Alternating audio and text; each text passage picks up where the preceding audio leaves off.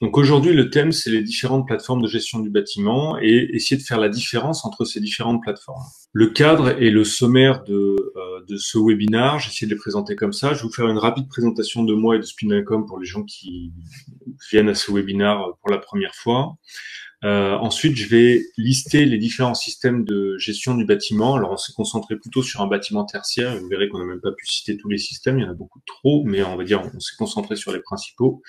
Et donc, je vous ai d'abord fait une liste des principaux systèmes, savoir qui les utilise, pour quels usages, quand est-ce qu'ils sont utilisés dans le cycle de vie, quel est leur périmètre de compétences, est-ce qu'ils gèrent le bâtiment, est-ce qu'ils gèrent un système dans le bâtiment, est-ce qu'ils gèrent un patrimoine. Et puis à la fin, j'ai essayé de prendre une courbe pour voir un petit peu, discuter un petit peu sur un graphe des compétences en termes de gestion de données, en termes de management de la donnée de ces différents systèmes. Et puis après, on reprendra les questions. Donc d'abord quelques mots sur Spinalcom et sur moi. Donc moi je m'appelle Jérémy Bellec, je suis président de Spinalcom. J'ai un passé qui est plutôt chercheur, un doctorat en analyse dynamique des structures, et ça fait bientôt 15 ans que je travaille maintenant sur les concepts de jumeaux numériques et de jumeaux numériques dynamiques. Donc comment est-ce qu'on couple le jumeau numérique avec le modèle 3D, l'analyse de données, et ce qu'on arrive à faire fonctionner tout ça. Aujourd'hui, je suis président de Spinalcom. Et Spinalcom, on est une société éditeur de logiciels qui travaille autour d'un axe principal qui est celui qui est au milieu ici, à savoir la gestion des données pour le monde du bâtiment, ce qu'on appelle le BOSS, la gestion du jumeau numérique du bâtiment, au-dessus duquel on fournit des applications dites de BIM, gestion, exploitation, maintenance. Et puis on fournit aussi une gamme de services professionnels pour installer, faire l'architecture, paramétrer, intégrer, installer et maintenir en condition opérationnelle les différents systèmes qu'on propose sur le marché, et on travaille aussi avec des partenaires pour cette démarche. Maintenant, rentrons dans le vif du sujet, autour de ce qui nous intéresse aujourd'hui, à savoir quels sont les principaux systèmes de gestion du bâtiment, donc dans un bâtiment tertiaire de bureau. Et donc, on va commencer par lister ces différents systèmes. Ce que je vous ai mis à l'écran, j'ai mis en cercle différents systèmes d'information, et j'ai illustré quelques systèmes. Donc là, j'ai essayé d'en citer quelques-uns, citer ceux qui semblent les principaux systèmes de gestion d'un bâtiment. Vous voyez qu'ici, j'ai listé une dizaine de systèmes. Je pense que j'en ai oublié encore une vingtaine.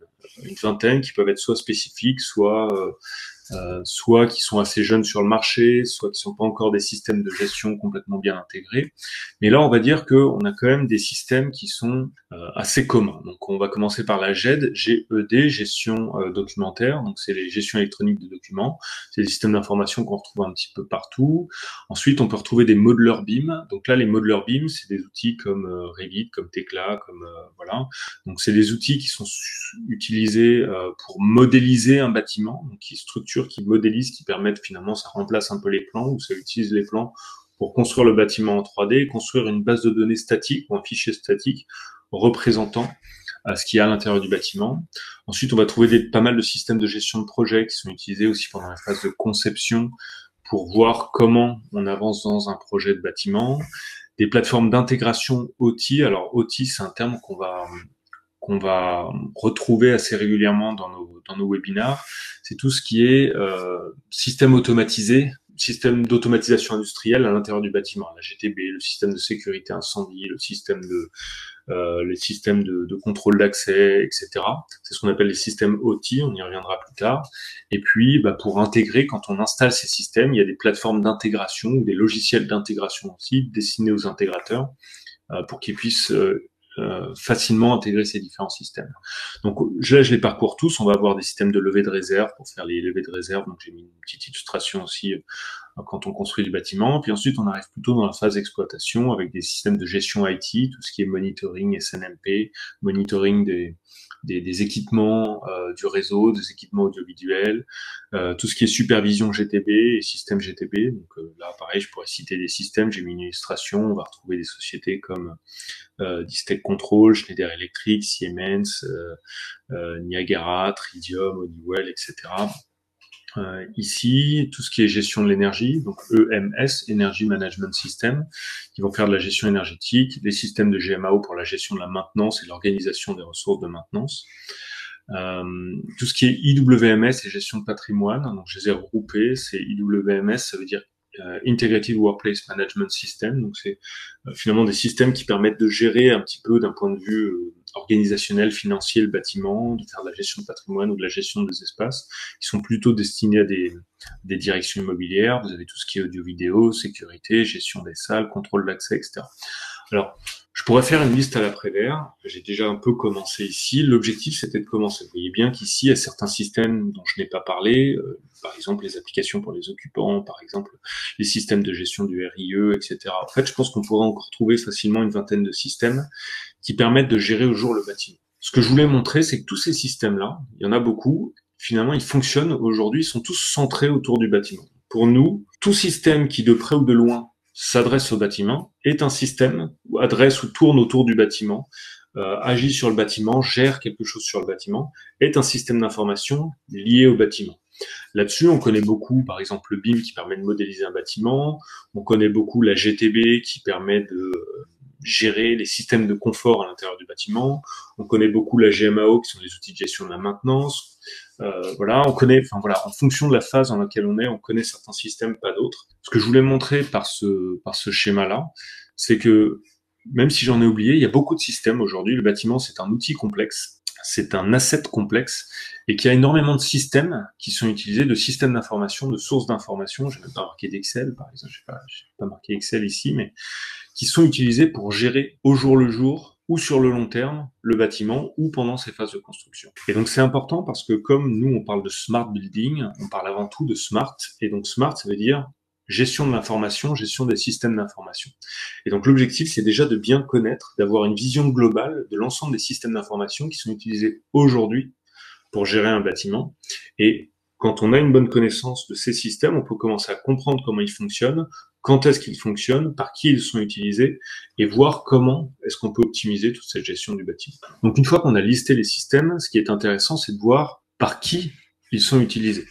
Donc là, sur ce deuxième slide, j'ai essayé de représenter un petit peu les personas. Par exemple, je vais prendre quelques exemples.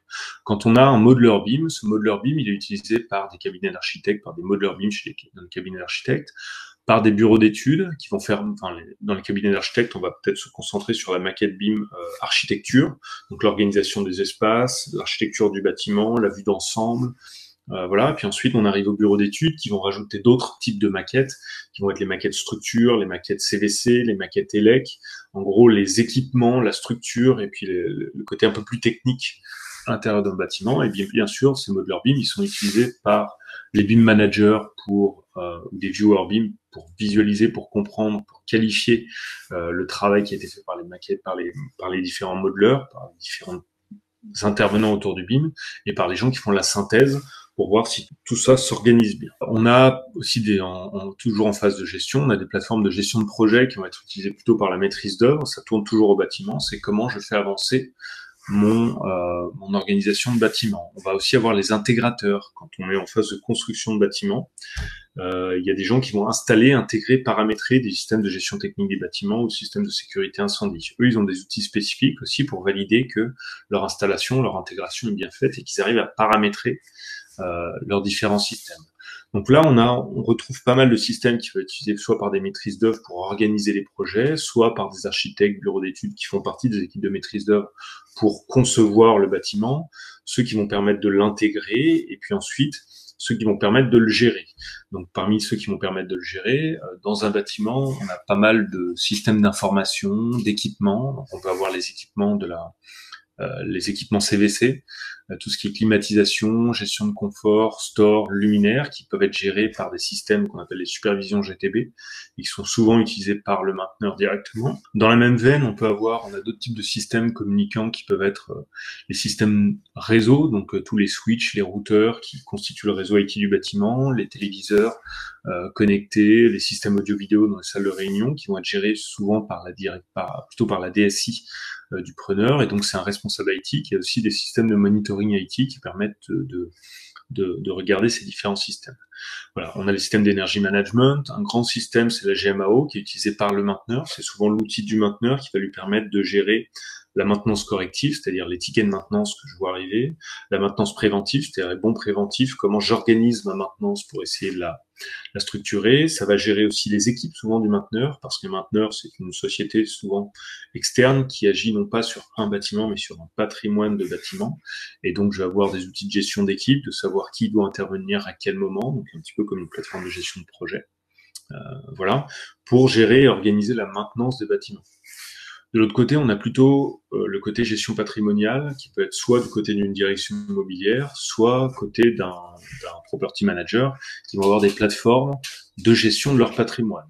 Là, un bâtiment, c'est pas un asset anodin, c'est la deuxième source souvent de dépenses d'une entreprise derrière ses ressources humaines, et donc ça se gère sur du court terme pour sa maintenance, ça se gère sur du court terme pour son utilisation au jour le jour pour la productivité des employés, mais ça se gère aussi sur du long terme comme un asset financier qu'on va essayer d'acheter, de revendre, de maintenir, voilà, dans une stratégie financière à long terme, parce que quand on est sur des coûts qui peuvent être pour des bâtiments de 20 000 mètres carrés, de l'ordre, je sais pas, de plusieurs millions, dizaines de millions d'euros de location annuelle, ou plusieurs centaines de millions en coûts de construction, de conception et d'achat et de revente. Voilà, ce sont des assets qui se gèrent et on a des outils de gestion financière et de gestion patrimoniale pour ces assets. Alors, je les ai regroupés, mais on peut aussi les séparer. Ensuite, on a tout ce qui est attrait à la sécurité, qui va être utilisé par les responsables de la sécurité d'un site. Donc ça, c'est tous les systèmes de vidéo, de sécurité vidéo, des contrôles d'accès, etc., qui peuvent être utilisés par les responsables de la sécurité. Et puis, on peut encore avoir des systèmes de gestion de salles qui vont être utilisés par les occupants et par la direction immobilière pour savoir comment les salles de réunion sont gérées, etc. Encore une fois, vous pourrez reprendre ces slides. Le but, c'était, même si le but n'est pas de faire une liste à l'après-vert, la réalité, c'est que pour chaque métier, pour chaque personne, pour chaque utilisateur, finalement, ou métier spécifique, aujourd'hui, on a un système spécifique. Et c'est bien normal parce que, encore une fois, chaque métier est complexe et chaque métier a besoin de son application spécifique qui lui rend un service particulier. Et ce dont on se rend compte quand on regarde ce slide, c'est que finalement, autour d'un bâtiment, il y a énormément d'acteurs qui viennent gérer, qui viennent utiliser, qui viennent comprendre comment est utilisé ce bâtiment. Et tous ces acteurs ont besoin d'informations. Donc ils ont besoin de sources de données, ils ont besoin de logiciels, ils ont besoin de systèmes d'information qui fonctionnent. Et donc comprendre comment on peut aller vers le smart building demain, ça veut dire déjà comprendre quels sont les systèmes utilisés, quels sont les acteurs qui ont besoin de ce système, pourquoi chaque acteur utilise son propre système, et puis quand est-ce que les systèmes sont utilisés. Donc ce slide-là, il est là plutôt pour cadrer, pour essayer de montrer qui sont les acteurs qui interviennent autour du bâtiment digital. Alors une fois qu'on a dit ça, on peut aussi analyser les systèmes. Donc là, on a vu quels sont les systèmes, on a vu qui utilise ces systèmes, donc pourquoi est-ce qu'on les a mis en place. On peut aussi avoir une autre vision qui est quand est-ce qu'ils sont utilisés dans le cycle de vie du bâtiment. Donc un bâtiment, c'est pas uniquement sa phase de conception, sa phase de construction, sa phase d'exploitation, c'est tout son cycle de vie. Et là, ce qu'on voit, alors je les ai même organisés comme ça tombe bien, c'est qu'il y a pas mal de systèmes qui sont utilisés en phase de conception. Donc, par exemple, le modeler BIM, c'est très utilisé en phase de conception, ça continue jusqu'à la phase de construction. Très peu utilisé aujourd'hui, voire pas du tout, en phase d'exploitation des bâtiments. Pareil, les systèmes de gestion de projet pour la construction, c'est des systèmes qu'on met en place pour construire le bâtiment, mais qu'on retrouve pas après. Des systèmes de levée de réserve, ça arrive dans la phase de commissioning, en phase de livraison du bâtiment, fin de phase de construction. C'est des systèmes qui sont spécifiques pour cette phase-là, qu'on retrouve pas trop dans les autres domaines. Et puis, toute la phase d'exploitation, on commence à avoir plein d'autres systèmes d'information. Certains sont installés, intégrés sur les systèmes d'infrastructure ou les systèmes OT pendant la phase de construction, d'autres qui sont installés et intégrés après, soit dans des travaux preneurs, soit au fil de l'eau pendant qu'on exploite le bâtiment. Ce qu'on peut voir sur ce slide, c'est deux choses. La première, c'est dans le cycle de vie du bâtiment, même si la phase de conception-construction est une phase très importante du bâtiment, finalement, elle utilise un certain nombre de systèmes, mais la majorité des systèmes d'information qu'on déploie, ils sont déployés pour l'exploitation du bâtiment. Et quand on se parle de smart building, effectivement, la smart construction, c'est quelque chose de très intéressant, comme on peut réduire les coûts de construction, optimiser la construction, c'est effectivement très intéressant, mais il y a aussi l'exploitation. Et il y a beaucoup de notions de smart building qui sont plutôt liées à l'usage, comment je vais mieux opérer mon bâtiment, comment je vais utiliser mon bâtiment, comment je vais faire en sorte que le bâtiment au jour le jour soit mieux exploité. Et donc là, on voit juste par ce slide-là que il y a quand même beaucoup plus de systèmes d'information qui sont utilisés pendant la phase d'exploitation que pendant la phase de construction. Ça se comprend simplement parce qu'il y en a une qui est la phase de vie concrètement du bâtiment qui dure 15, 20, 30 ans. L'autre qui est plutôt une phase qui peut durer 3 à 5 ans, mais qui est très dédiée à projet de construction, conception. Elle est très complexe, elle a besoin de ces systèmes. Et on voit surtout, c'est cette ligne rouge, que vous voyez ce que j'ai mis ici, qui a quand même une discontinuité, une cassure, c'est-à-dire qu'en gros, souvent, les systèmes d'information, les sources de données, même les données qu'on utilise pendant la phase de conception-construction, on les retrouve pas réellement après. On a potentiellement un DOE qui est pas toujours à jour, mais finalement, il y a une discontinuité numérique complète entre la phase de conception et puis la phase d'exploitation. Il y a même d'autres discontinuités, on le verra. Même entre la phase de conception-construction, il y a déjà des discontinuités, mais voilà, on voit que parmi ces différents systèmes, il y en a vraiment qui sont faits pour l'exploitation et d'autres qui sont faits pour la conception-construction. Et parfois, il y en a qui pourraient servir aux deux, mais pour l'instant, c'est pas réellement le cas. Donc, on peut aussi analyser les différents systèmes par quand est-ce qu'on les utilise dans le bâtiment. Donc là, on a vu quels sont les systèmes, qui les utilise, pourquoi ils ont été faits, et quand est-ce qu'on les utilise dans le bâtiment. Maintenant, ce qu'on peut commencer à analyser, c'est les différentes typologies de systèmes et où est-ce qu'ils sont utilisés. Alors là, ce que je vous ai mis sur ce slide-là, j'ai repris ma ronde des systèmes, on va dire, dans lequel j'ai mis les systèmes, j'ai mis deux couleurs différentes, parce que parmi ces systèmes, on va pouvoir essayer de lister, c'est ce que j'ai essayé de vous montrer à droite dans le schéma, ceux qui sont utilisés directement dans le bâtiment, ceux qui sont utilisés plutôt hors du bâtiment. Voilà, ceux qui s'intéressent plutôt à un patrimoine global, à une gestion globale, à une échelle patrimoniale complète. Donc c'est plutôt des systèmes qu'on va avoir dans le cloud, de gestion patrimoniale, gestion globale, gestion de projet aussi parfois. Et puis on va avoir des systèmes, ce qu'on appelle plutôt OT. Donc là on va commencer à avoir une distinction entre les différents systèmes OT, IT. OT c'est Operational Technology, les systèmes qui reposent sur des objets connectés, des équipements installés concrètement dans le bâtiment. Et donc là, on est plutôt sur la gauche, ce que j'ai appelé le field, donc le terrain, des systèmes terrain, qui vont gérer des équipements sur le terrain. Donc ça, c'est les systèmes que j'ai mis en orange ici, qui sont ce qu'on appelle les systèmes OT, tous ceux qui reposent sur des équipements installés sur le terrain. La GTB gère des équipements de confort installés sur le terrain, des automates de confort. Les systèmes de gestion et de supervision IT sont là pour gérer les routeurs, les switches, les télés, en gros les objets connectés plutôt liés à l'IT dans le bâtiment. Le contrôle d'accès sont des systèmes qui vont permettre de gérer des systèmes de contrôle. Donc en gros, est-ce que j'ai le droit d'accéder ou pas? Donc c'est vraiment des capteurs, des actionneurs installés sur le terrain qui lisent et qui ouvrent des portes, par exemple. Tout ce qui est audio-vidéo, sécurité vidéo, ça contrôle et ça pilote des caméras, donc ce sont bien des systèmes installés sur le terrain. Donc là, on se retrouve sur des systèmes plutôt ce qu'on peut appeler de l'automatisation industrielle ou de manière plus large, ce qu'on a commencé à appeler OT dans le bâtiment et qui sont des systèmes plutôt installés sur le terrain. Et puis de l'autre côté, on a l'IT, qui sont plutôt des systèmes de gestion financière, de gestion patrimoniale, de gestion de projet, gestion des salles. Tous ces systèmes-là qui sont plutôt déployés soit dans le cloud, soit localement sur des serveurs ou ce qu'on peut appeler du fog, du edge computing maintenant, et qui sont plutôt des systèmes globaux qu'on retrouve souvent à l'échelle d'un patrimoine ou voilà, qui n'ont pas besoin d'installation globalement sur site d'équipement.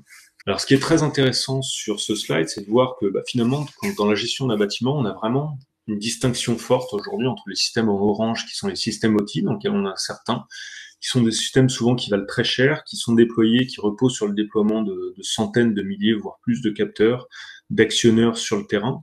Et puis les systèmes IT, qui sont eux plutôt déployés sur des serveurs, qu'on utilise de plus en plus dans le cloud, idéalement, qui n'ont pas besoin d'installation, ils ont besoin de paramétrage, mais ils n'ont pas besoin d'installation concrète sur le terrain, et qui sont partis finalement sur des principes de développement assez différents.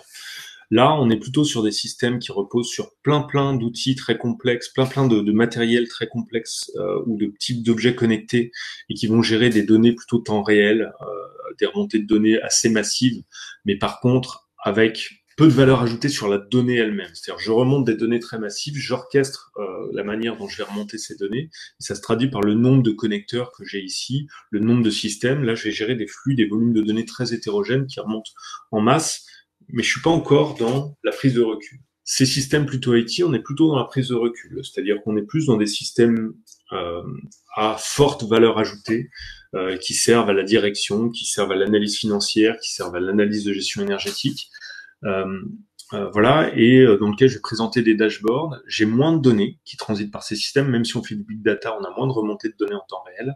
Mais par contre, on a des systèmes à plus forte valeur ajoutée qui servent à gérer un patrimoine global. Et souvent, on a peu de systèmes installés sur le terrain. Par contre, ces systèmes qui valent très cher, qui sont longs et lourds à intégrer, à installer. Et puis pas mal de plus en plus d'ailleurs d'IT, puisque c'est parfois plus facile, plus court à installer, même plus facile à développer pour certaines petites applications. Voilà, et on commence à en avoir de plus en plus. Et ce que je vais vous montrer là, c'est qu'il y en a de plus en plus qui marchent dans le cloud. Donc, on a ces systèmes IT, ces systèmes OT, et vous vous rendez bien compte qu'il y a quand même certains systèmes dont j'ai pas parlé aujourd'hui. C'est quand même l'un des objectifs de ce petit webinaire, c'est de parler du boss. Le boss, c'est pas un système comme celui que j'ai montré comme on a ici. Ici, ce que j'ai montré, ce sont des applications qui ont un usage direct pour une personne. Mais finalement, tous ces systèmes-là sont des systèmes d'information qui vont gérer de la donnée. Et donc, le boss, c'est quoi par rapport à ces systèmes-là? Le boss, c'est un système qui n'a pas pour vocation d'être une application directement utilisable par une personne physique. C'est un système qui rend service aux autres systèmes. C'est ce qu'on appelle une plateforme de data management. Donc, le rôle, c'est de gérer la donnée, de mieux gérer la donnée, pour faire en sorte que chacun de ces systèmes puisse être compatible avec les autres, puisse être enrichi par des données qui viennent d'autres systèmes, et puisse finalement, et qu'on puisse réutiliser les données pour faire autre chose. Autrement dit, le boss, c'est pas quelque chose qui a une personne directement en face qui l'utilise, il y a une personne qui le maintient en condition opérationnelle, qui est un intégrateur IT, qui est une personne qui a des compétences outils IT, enfin voilà, ce qu'on appelle un intégrateur ou quelqu'un qui fait du maintien en condition opérationnelle. Mais c'est un système qui a pour vocation non pas de rendre service directement à une personne, mais de rendre service aux autres systèmes. Donc c'est une plateforme de data management.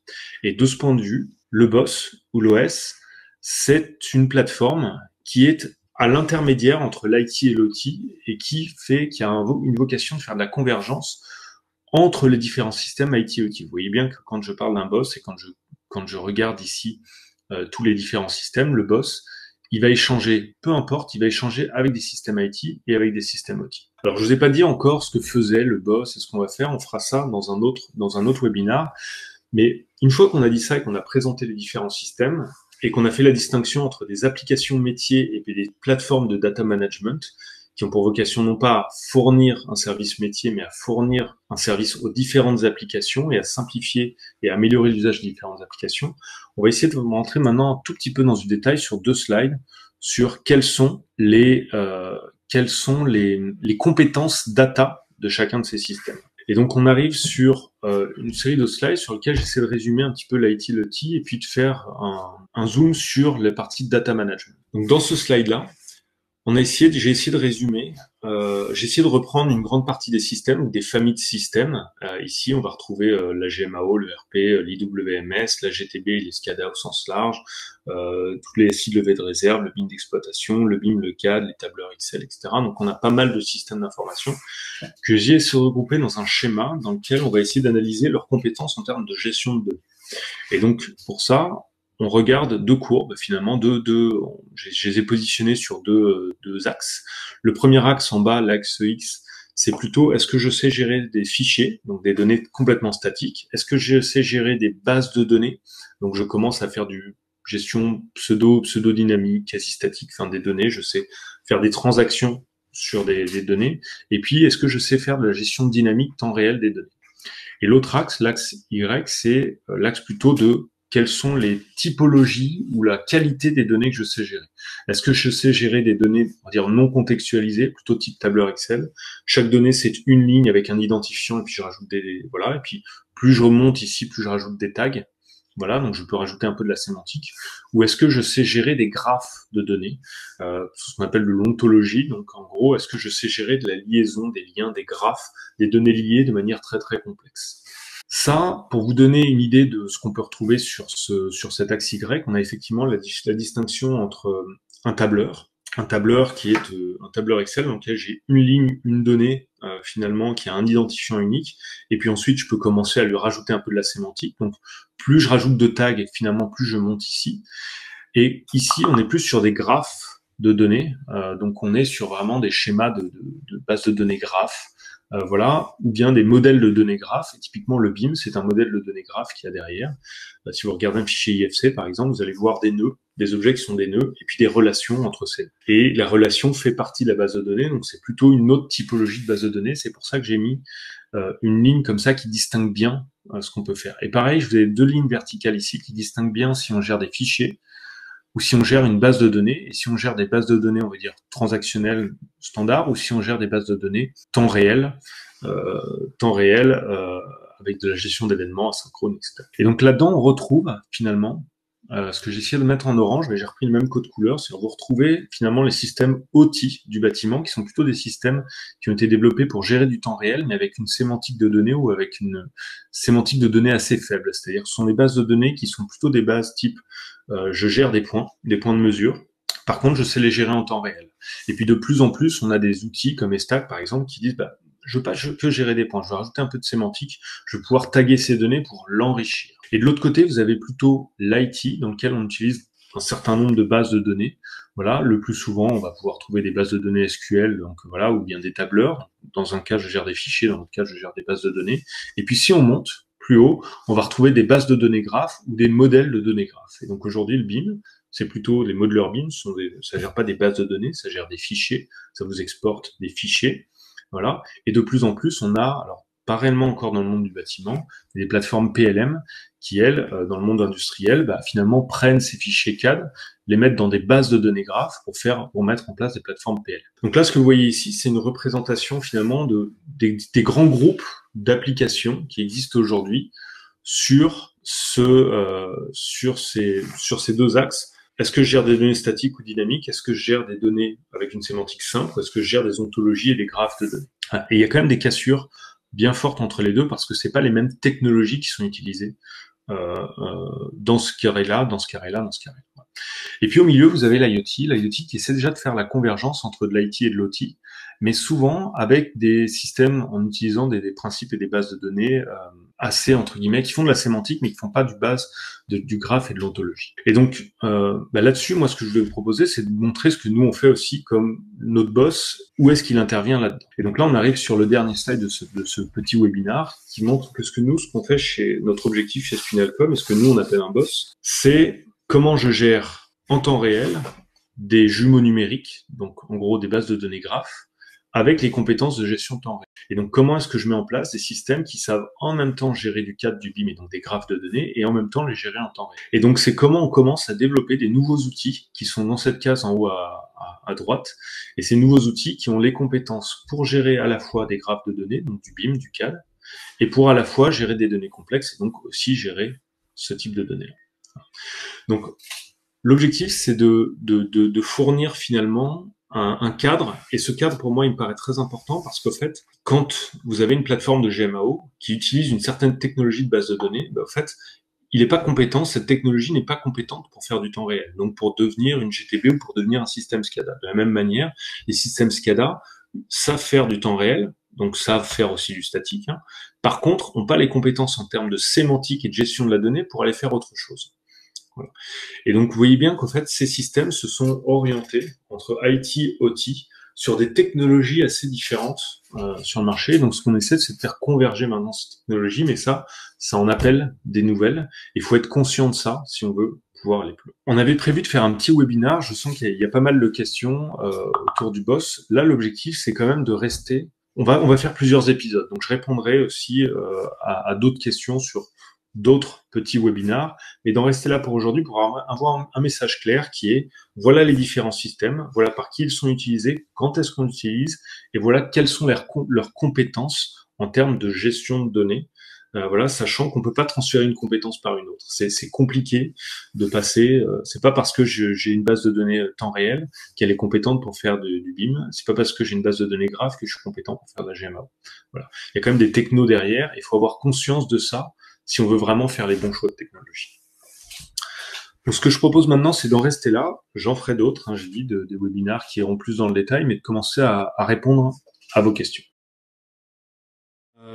Qui j'achète le boss, la MOA alors, c'est vrai qu'aujourd'hui, dans ce que nous, on voit, c'est que le boss, on le met plutôt comme un outil, si je reviens à certains slides avant, avec le boss, c'est un outil de convergence OT-IT. En général, les outils OT sont achetés plutôt en phase projet, en phase amont.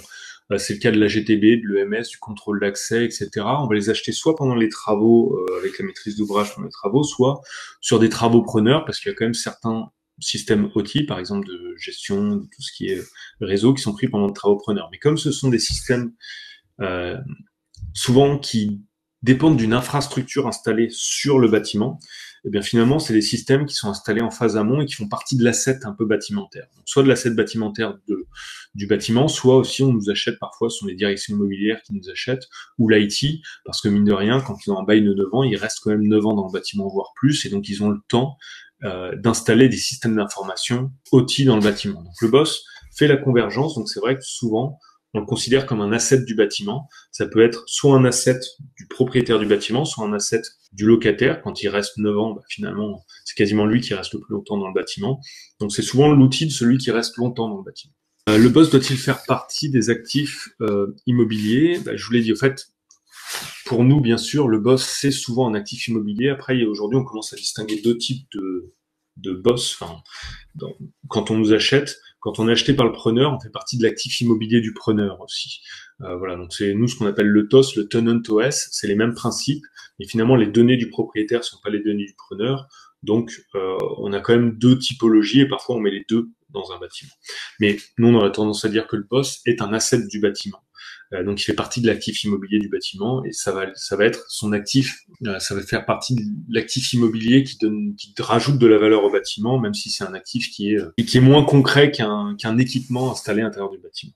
Souvent, les acteurs foncières, par exemple, se posent la question qui est le boss du boss? Quel est mon avis sur ce sujet? Alors, qui est le boss? C'est en gros, qui est le boss? C'est qui est-ce qui intègre, qui est-ce qui paramètre, qui est-ce qui gère et qui est-ce qui maintient en condition opérationnelle cet équipement. Ce slide est intéressant parce qu'on voit que le boss, c'est pas un outil directement utilisé par un acteur standard du bâtiment. C'est une plateforme de data management qui sert les différents outils du bâtiment. Autrement dit, c'est une plateforme de data management, donc c'est quelqu'un qui est là pour gérer les données du bâtiment. C'est quelqu'un qui est là pour gérer, orchestrer la manière dont les applications du bâtiment communiquent les unes par rapport aux autres. Voilà. Finalement, c'est un petit peu le rôle d'une DSI normalement, ou d'un intégrateur IT. Quand on met en place un système d'information comme un ERP dans le bâtiment, vous avez toujours un cœur de plateforme. Et puis ensuite, vous avez les applications qui gravitent autour. Les applications métiers pour la RH, pour la direction financière, pour la direction de l'exploitation. Et puis vous avez un cœur de plateforme de gestion de données. Ce cœur de plateforme, il est géré par la DSI, par l'IT, par les gens qui installent les applicatifs. Parce qu'une DSI, il y a plusieurs branches aussi, mais il y a des gens qui sont chargés plutôt des applications, donc du système d'information. Et puis ensuite, vous avez les différentes applications qui gravitent autour, qui elles sont utilisées par les acteurs du bâtiment, direction immobilière, direction de l'exploitation, mainteneur, etc. Donc l'OS, pour moi, c'est une plateforme de data management qui doit être gérée, qui doit être paramétrée, intégrée et gérée par les responsables des systèmes d'information. Autrement dit, c'est une sorte de nouvelle DSI bâtiment qui va coupler des données, on voit bien que c'est de la convergence entre l'IT et l'OT, donc qui va coupler des données qui viennent de la DSI d'une part avec les gens qui savent mettre en place des systèmes d'information plutôt IT, et puis de l'OT d'autre part avec les gens qui savent mettre en place et maintenir des systèmes d'information OT. Donc pour moi, c'est un nouveau métier qu'on appelle l'opérateur du bâtiment digital. Donc plusieurs métiers, l'intégrateur du bâtiment digital, c'est une genre de SS2I du bâtiment, et puis de l'opérateur du bâtiment digital, qui est une boîte qui sait comprendre ce que c'est que l'OT, comprendre ce que c'est que l'IT, et maintenir en condition opérationnelle une plateforme qui fait la convergence entre les deux. Aujourd'hui, nous, on fournit ces services-là, et de plus en plus, on commence à travailler avec soit des boîtes, plutôt des SS2I, qui commencent à migrer vers le monde du bâtiment, soit des intégrateurs GTB, par exemple, qui commencent à migrer vers l'IT et qui commencent à avoir des compétences IT. Et là, c'est un marché qui est en cours de construction. Alors, il n'y a pas de choses. Alors, il y a une question sur est-ce qu'on a des questions sur le jumeau numérique, etc. Effectivement, sur ces choses-là, j'ai pas encore mis la gestion de jumeau numérique dans le bâtiment ici, mais en fait, c'est exactement ce qui est au cœur ici. La gestion de jumeau numérique, pour nous, c'est ce qui est associé au bâtiment. Quand vous avez la plateforme, le schéma précédent, tous les systèmes ici travaillent sur le bâtiment, tous, d'une manière ou d'une autre, ont une relation avec le bâtiment. Donc tous doivent décrire à un moment ce qu'est le bâtiment. Mais comme tous ces systèmes fonctionnent les uns à côté des autres, ils décrivent tous le bâtiment d'une manière complètement séparée. Et justement, le boss tel que nous, on le définit, c'est justement une plateforme qui marche au centre, c'est-à-dire dont l'objectif, et l'un des premiers objectifs, c'est déjà de fournir à tous les autres une description commune du bâtiment, ce que personne n'a aujourd'hui. Et donc, dans tous ces schémas et dans tout ce qui existait jusque-là, effectivement, la notion de jumeau numérique du bâtiment n'existait pas. Chacun avait une vision très partielle de ce qu'était le bâtiment. Le BIM vient un peu révolutionner ça parce que en termes de description du bâtiment, on a quand même quelque chose qui est 1000 fois plus riche que tout ce qui existait hier. Donc c'est une plateforme qui marche vraiment à l'échelle du bâtiment et qui vient décrire le bâtiment tel que personne ne l'a fait avant. Donc en termes de description, on voit bien que le BIM, déjà on avance, parfois on confond BIM et jumeau numérique, mais le BIM permet d'initialiser, on va dire, un jumeau numérique. C'est quelque chose qui commence à avoir une description très précise du bâtiment. Et donc maintenant on commence à se dire comment je pourrais utiliser cette description précise pour mieux gérer et pour offrir cette description précise à tous les autres systèmes du bâtiment. Et donc là, on arrive avec justement cette notion de jumeau numérique que nous, on met au centre. Le jumeau numérique, c'est pas quelque chose qui a une vocation de servir un seul acteur. C'est quelque chose qui est une donnée, c'est du data management qui a pour vocation à servir toutes les plateformes qui utilisent le bâtiment. Autrement dit, le jumeau numérique, c'est pas une application en tant que soi, c'est du data management qui sert les applications. Et donc pour nous, justement, le boss, tel que nous on le voit, en tout cas le boss Spinal Core, tel que nous on l'a conçu, parce qu'il y a plusieurs définitions de boss maintenant, mais tel que nous on le définit, c'est avant tout l'outil de gestion du jumeau numérique du bâtiment. Alors est-il possible pour un gestionnaire du boss de le faire en toute autonomie ou bien dépend-il de notre soutien à long terme? Alors, quand nous on fournit notre OS, on fournit une documentation, on forme les gens, et donc l'objectif, bien sûr, c'est que les gens soient indépendants. Après, il y a une réalité. Quand on achète un logiciel, on l'achète à un éditeur de logiciel. Celui qui a la meilleure connaissance de ce logiciel, ça reste l'éditeur. Je parle pas que de nous, hein, quand vous achetez Revit. Quand vous faites du BIM et que vous achetez Revit, vous décidez d'acheter Revit et forcément, les mises à jour, vous les demandez à Revit.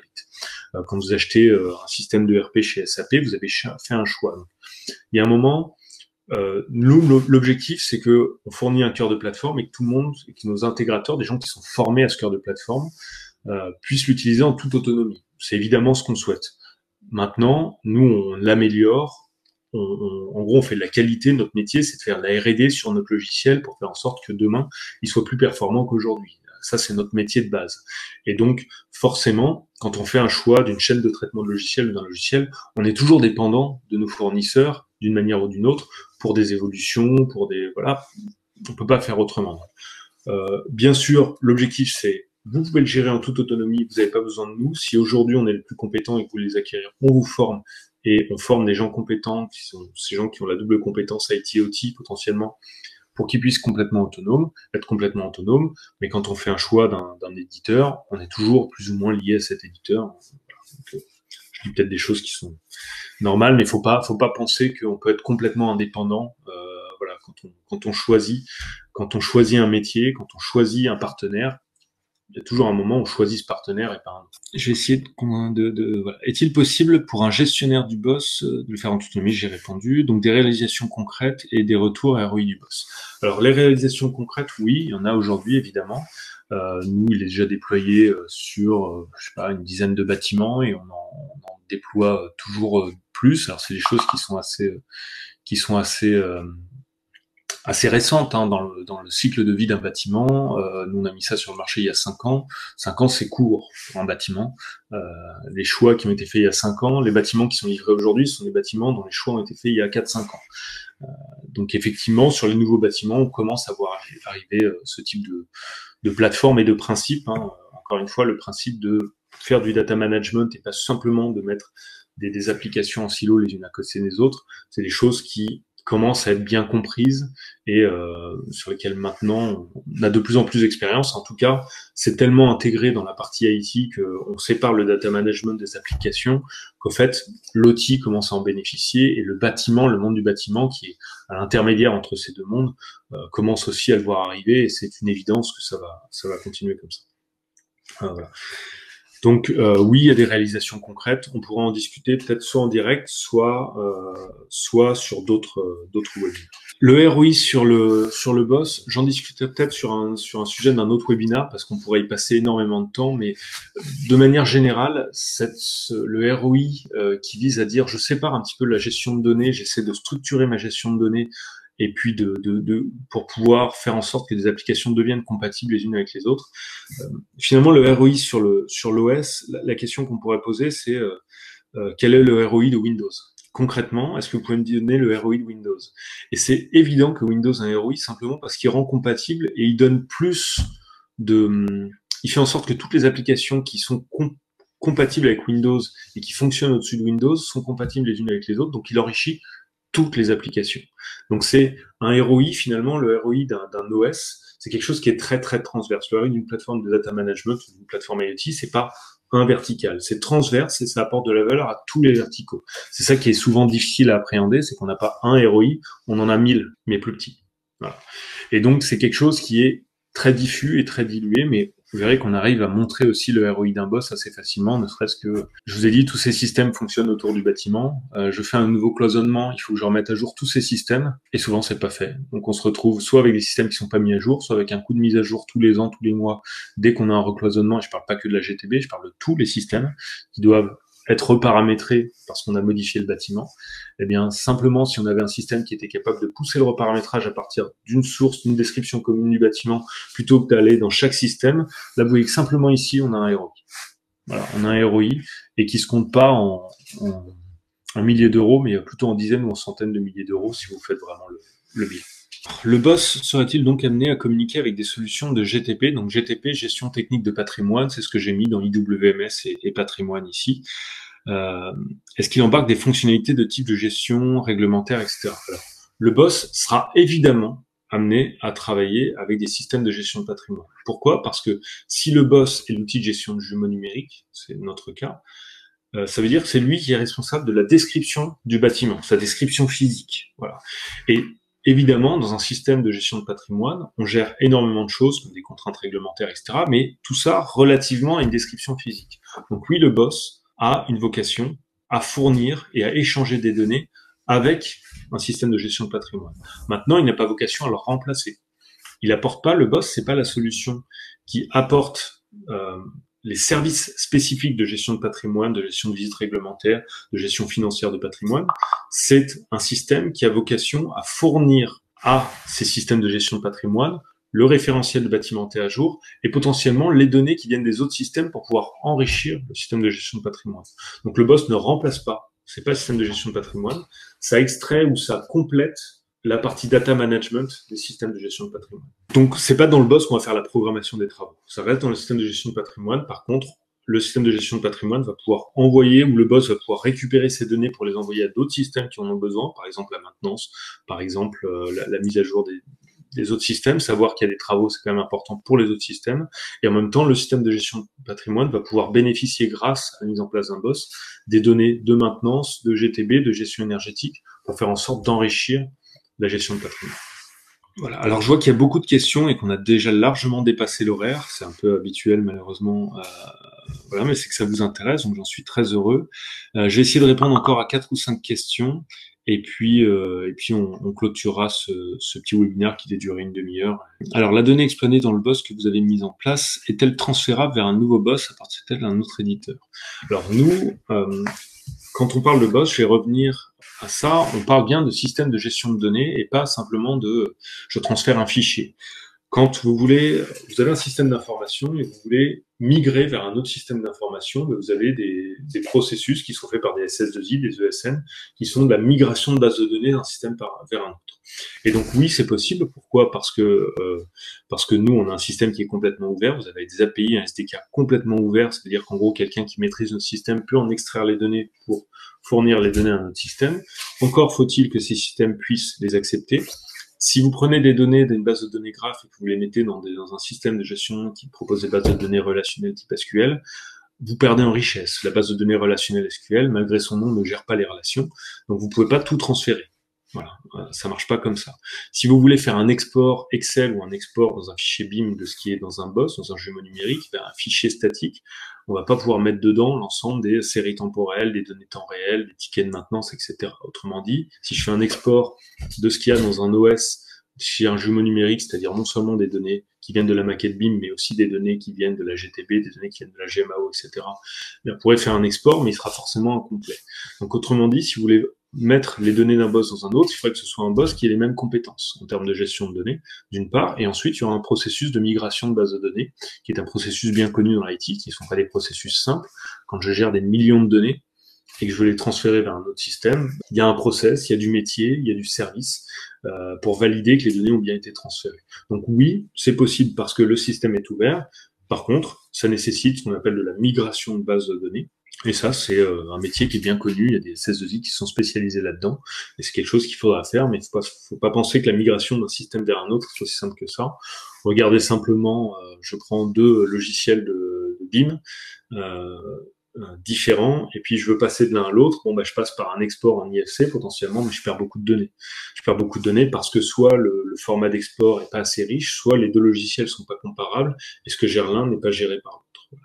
Donc, c'est toujours possible, on peut sortir, le système est ouvert, mais il faut savoir que quand on fait des migrations de bases de données, on perd soit parce que, soit on perd pas parce qu'on a fait un super process et qu'on a vraiment deux systèmes qui sont équivalents en termes de compétences, soit on perd parce qu'on n'a pas les mêmes compétences des deux côtés ou parce que le process de migration n'a pas été bien réalisé. Il est aussi possible de développer des applications sur Boss Spinal Core. Oui, complètement. On a ce qu'on appelle un SDK, Software Development Kit. Alors c'est vrai que je l'ai pas présenté là, ce sera l'objet d'un autre webinaire.